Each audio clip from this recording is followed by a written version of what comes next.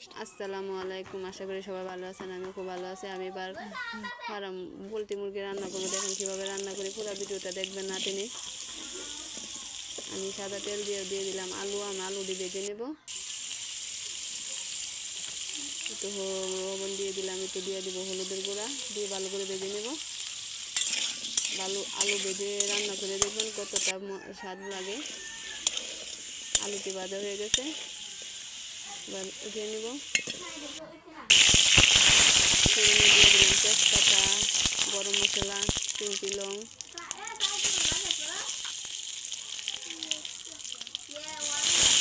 দিয়ে দিলাম পেঁয়াজ কুচি।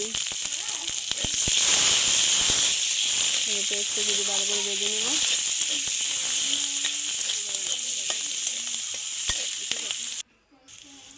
দিয়ে দিলাম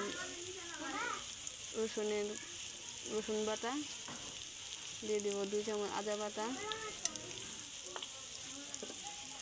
বাটাটা তেলের সাথে ভালো করে মিক্স করে নেব, যেন কাঁচা গন্ধটা চলে যায়। ভাজা হয়ে গেছে, দিয়ে দিলাম হলুদের গুঁড়া, দিয়ে দেবো একটু বরজের গুঁড়া, দিয়ে দেবো 3 চামচ লাল মরিচের গুঁড়া, দিয়ে দেবো পরিমাণ মতো জিরার গুঁড়া,